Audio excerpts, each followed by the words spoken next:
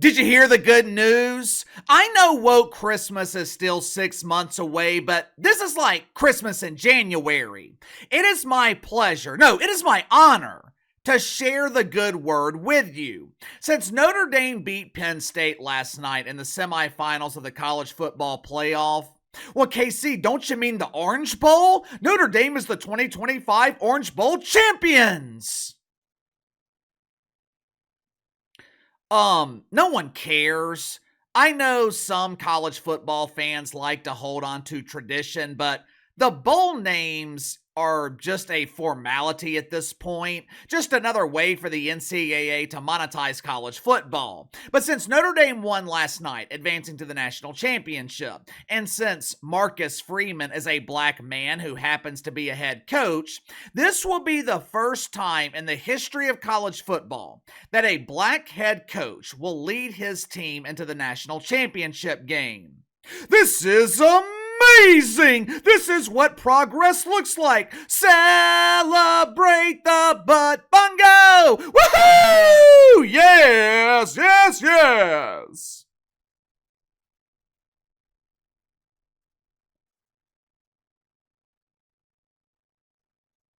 I can only imagine the celebration at Woke United Methodist if Notre Dame wins the national championship and Marcus Freeman becomes the first black head coach to win a national title. But let me ask you something. How many of you guys knew that there had never been a black head coach in the national championship game? Better yet, how many of you cared? Going into that game last night, how many of you guys actually cared that both teams were being led by black head coaches? My guess is none of you. I don't look at Marcus Freeman and James Franklin as black head coaches. I look at them as elite head coaches. When people talk about Tom Brady, they don't say he's the greatest white quarterback of all time. When people describe Tom Brady as the GOAT, he ain't the white goat, he's just the GOAT. That's how normal people look at it. Normal people do not see race, we don't see color. We just see greatness. Not ESPN though. No! Last night, the worldwide leader in woke just couldn't help themselves. Now you would think,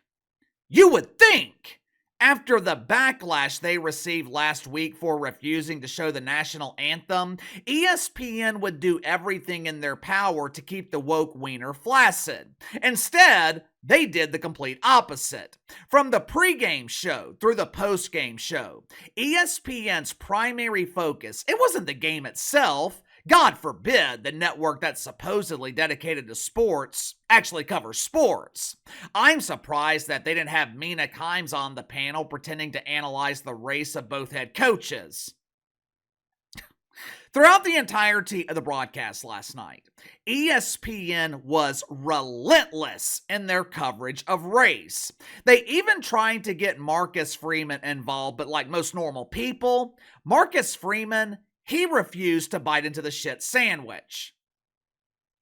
If you haven't already, make sure to like and subscribe. You can follow me on Twitter at KC_BTL84. The dedication to Wiener, it started immediately last night with ESPN. Approximately 14 minutes into the broadcast, the writers handed Desmond Howard a script. Since Kirk Herbstreit was on the panel, producers, they were gracious enough to offer complimentary Kleenex. As you guys know, the last time the College Game Day panel talked about mythical racism, Kirk Herbstreit produced enough tears to flood Noah's Ark. Desmond Howard, he proceeds to read this elaborate fairy tale to the audience. Gather round, kids, it's story time with Desi. Let me tell you about the time that I told my kids about a black head coach leading his team to the national championship. This story was so inspiring to my children. Oh, it's all about the children.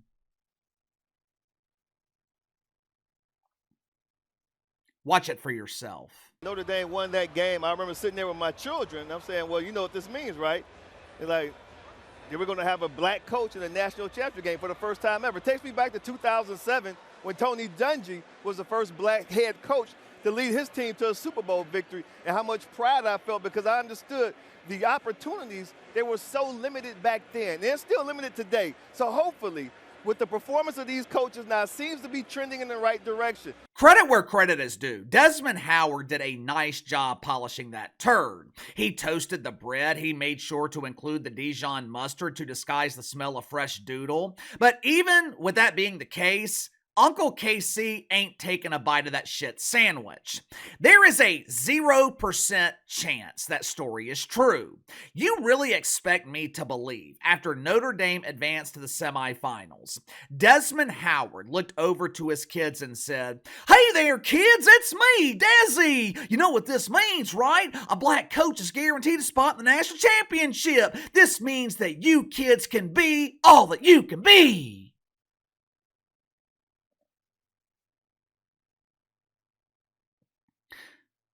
The announcers for the game last night were Sean McDonough and Greg McElroy. Now, on paper, that's great. Anytime ESPN is broadcasting a game that I want to watch, I'm automatically skeptical. NBA, college basketball, college football, doesn't matter. If ESPN is broadcasting the game, I always check to see who's going to be calling it. ESPN is the only network I have to do this with because every other network, they've got competent broadcasters. But once I noticed that Sean McDonough and Greg McElroy were on the call, I felt a little bit better about it because I knew I wouldn't have to watch the game on mute to avoid the painful commentary of Mark Jones. Who? Mark Jones! Mark Jones! On paper, Sean McDonough, Greg McElroy, they're a respectable duo. But as is always the case, ESPN has to take something that works and completely fuck it up. Luckily, I didn't turn the game on until midway through the third quarter. I was watching Blazers Mavs on NBA League Pass, so I didn't watch the Orange Bowl until the NBA game was over, which was very fortunate for me because I only had to sit through 1.5 quarters of some doofus white dude pretending to be ecstatic about mythical racism. They would come back from commercial break, Sean McDonough talking about race. There would be action on the field. Sean McDonough is talking about race. It's 3rd and 5. Notre Dame's at their own 35-yard line. By the way, Gregor, did you know that Marcus Freeman is a black head coach? I did not know that, Steve, but my name is Sean. It doesn't matter what your name is. We are witnessing history. This is not the time for your white privilege. Let me make one thing perfectly clear. I don't blame Sean McDonough for this, just like I don't blame Desmond Howard for the pregame show, and I don't blame Molly McGrath for what I'm about to show you. This is pure speculation on my part, but if I had to bet, I'd be willing to bet that producers are feeding them these lines. I'd also be willing to bet that producers are getting these lines from upper management at ESPN. There's no way you can convince me that everyone covering that game last night was that obsessed with the race of the coaches. This felt like company policy. This felt like another example of ESPN overproducing their talent. But after the game, Molly McGrath was interviewing Marcus Freeman. Since this is the worldwide leader in woke, you knew it couldn't be a normal post-game interview, with typical questions like, "How are you feeling, coach?" or "Congratulations, coach. What does this mean for you and your team?" Since this is the worldwide leader in woke, the very first question that Molly McGrath presented to Marcus Freeman was centered around his race. But I want you to watch closely. Pay very close attention to Molly McGrath's face as she is presenting this verbal garbage to Marcus Freeman. She appears to be extremely uncomfortable, almost embarrassed to be asking the question. Watch it for yourself. You are the first black head coach to go to a national championship game in college football. How much does this mean to you? I've said this before. I don't ever want to take attention away from the team. It is an honor, and I hope all coaches, minorities, black, Asian, white, it doesn't matter, great people continue to get opportunities to lead young men like this. But this ain't about me. This is about us. How can you not have the utmost respect for Marcus Freeman? ESPN served him a flaming ass fire, and he turned it into a classic moment. Maybe it's just me, but I don't think Molly McGrath was comfortable with this line of questioning. I'm sure some people will say, well, why did she ask it? It's not like she was forced to do this. I'm assuming she asked because she wants to keep her job. Sideline reporters are a dime a dozen. There are millions of beautiful women waiting to take her job. I don't blame Molly McGrath.